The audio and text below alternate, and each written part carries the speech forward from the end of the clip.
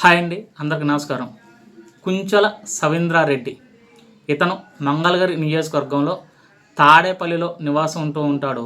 ఇతను తాడేపల్లిలో ఒక జ్యూస్ పాయింట్ మెయింటైన్ చేస్తూ ఉంటాడు. ఇతను వైసీపీ పార్టీ కార్యకర్త, అలాగే వైసీపీ పార్టీ వీరాభిమాని. అలాగే ఇతను గుంటూరు వైసీపీ యోజన పార్టీ కార్యాలయంలో పనిచేస్తూ ఉంటాడు.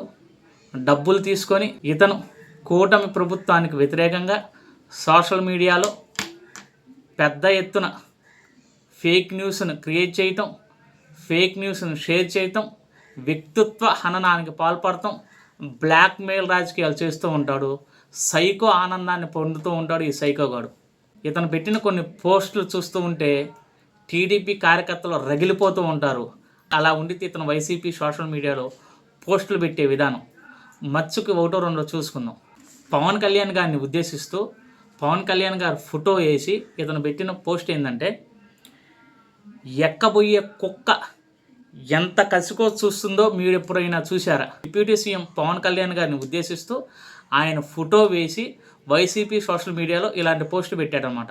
అలాగే నారా లోకేష్ గారి ఫోటో మార్ఫింగ్ చేసి, అంటే నారా లోకేష్ గారికి లేడీ గెటప్తో ఉన్న ఫోటో పెట్టి నారా లోకేష్ గారి నుంచి ఉద్దేశించి ఏమన్నాడంటే, దీనక్క ఏ పాత్ర ఇచ్చినా ర్యాంప్ ఆడించేలాగా ఉన్నావుగా అన్నయ్య.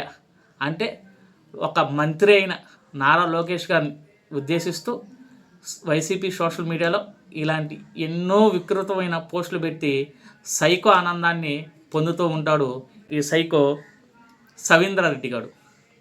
సో ఇప్పుడు ఏం జరిగిందంటే, ఎలా అయినా సరే వీడిని అరెస్ట్ చేయాలనే ఉద్దేశంతో టీడీపీ కార్యకర్తలు వీడి మీద తాడేపల్లి పోలీస్ స్టేషన్లో కేసు పెట్టారు. అదే వైసీపీ గవర్నమెంట్ కనుక ఇప్పుడు రూలింగ్లో ఉన్నట్లయితే వీడిని ఈ పాటికే 2-3 సార్లు థర్డ్ డిగ్రీ ఇవ్వటం అయిపోయేది.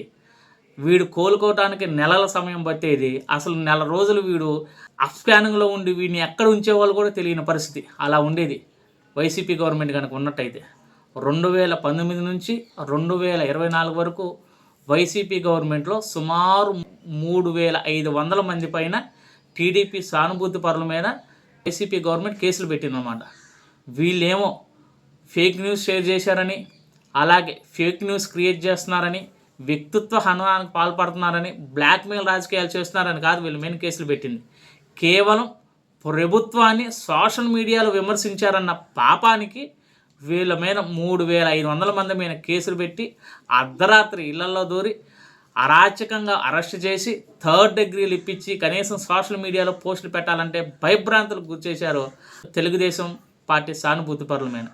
కానీ ఇది కూటమి ప్రభుత్వం చంద్రబాబు నాయుడు గారి మెతక వైఖరి వల్ల వైసీపీ సోషల్ మీడియా అధికారంలో ఉన్న, ప్రతిపక్షంలో ఉన్న అధికారపక్ష కూటమి ప్రభుత్వం మీద చెలరేగిపోతూ ఉండిద్ది.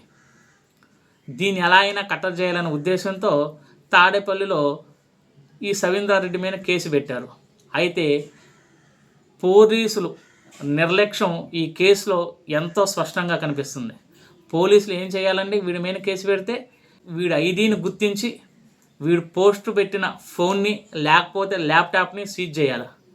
తిరిగి కనుక ఎప్పుడైనా వీళ్ళ ఐడీని వాళ్ళు మానిటర్ చేస్తూ ఒకవేళ వీడికి తిరిగి సోషల్ మీడియాలో అదే విధంగా వికృతంగా పోస్టులు పెడతా ఉంటే వాడు ఏ ఫోన్ అయితే వాడుతున్నారో తిరిగి అదే ఫోన్ని, లేకపోతే ఏ ల్యాప్టాప్ అయితే వాడుతున్నారో అదే ల్యాప్టాప్ని పదే సీజ్ చేయడం ద్వారా వాడికి సోషల్ మీడియాలో పోస్టులు పెట్టాలంటే భయం పుట్టిద్ది, ఆర్థికంగా ఇబ్బంది పడతాడు.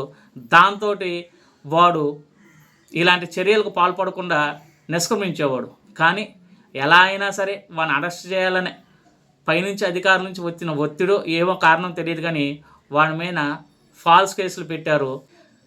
హైకోర్టు పోలీసుని చివాటు పెట్టింది. చివరికి ఈ కేసుని సిబిఐకి అప్పగించేదాకా వెళ్ళింది హైకోర్టు. నిజంగా మన వ్యవస్థలను చూసి నవ్వాలో ఏడవాలో కూడా తెలియని పరిస్థితి. ఒక టైం వేస్ట్ కేసు, ఒక చెత్త కేసుని హైకోర్టు సిబిఐకి ఇచ్చిందంటే నిజంగా నవ్వాలో ఏడవాలో కూడా తెలియదు. సిబిఐ అంటే పెద్ద పెద్ద మనీ లాండరింగ్ కేసులు, పెద్ద రాజకీయ నేతల హత్య కేసులు, టెర్రరిస్ట్ కేసులు, నక్సలైట్ల కేసులు ఛేదించడానికి సిబిఐని వాడుతూ ఉంటారు. అలాగే సిబిఐలో ఇప్పటికే సుమారు 8,000 కేసులు పెండింగ్లో ఉన్నాయి. 100 మంది సిబిఐ ఆఫీసర్స్ పనిచేయాల్సిన చోట 60 మంది మాత్రమే పనిచేస్తున్నారంటే 40% సిబిఐలో కొరత ఉంది. అలాంటి సమయంలో ఇలాంటి చెత్త కేసుని సిబిఐకి ఇప్పించడం నిజంగా హాస్యాస్పదం లాగే ఉంది. సోషల్ మీడియా యాక్ట్ 2000 ప్రకారం సోషల్ మీడియాలో ఎవరైనా ఫేక్ న్యూస్ కానీ సోషల్ మీడియాలో ఉన్న ఫేక్ న్యూస్లు షేర్ చేయటం లాంటివి జరుగుతూ ఉంటే మహా అయితే వాటిని మీద కంప్లైంట్ కనుక ఇస్తే వాడిని పొద్దున్నే స్టేషన్ పిలిపించి సాయంత్రం దాకా స్టేషన్లో కూర్చోబెడతారు, లేకపోతే స్టేషన్ బెయిల్ ఇచ్చి పంపిస్తారు. అంతకు మించి వాడి మీద ఎలాంటి యాక్షన్ ఉండదు.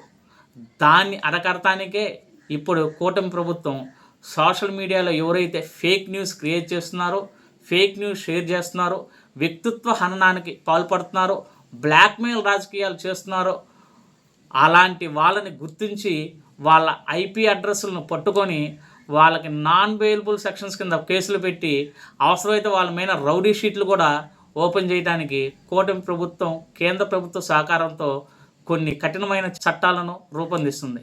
ఏదేమైనా సవీందర్ రెడ్డి లాంటి వాళ్ళు వైసీపీ సోషల్ మీడియాలో చాలామంది ఉన్నారు.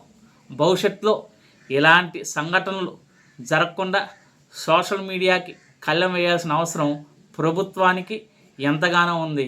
వైసీపీ సోషల్ మీడియాను గనక కంట్రోల్ చేయకపోతే వాళ్ళు చేసే వికృత చేష్టలకి ప్రజలు ఆత్మహత్య చేసుకునే ప్రమాదం కూడా ఉంది. అలాంటి వ్యక్తిత్వ హననానికి పాల్పడుతున్నారు వైసీపీ సైకోగాళ్ళు, వైసీపీ పేటీఎం కుక్కలు. Thank you.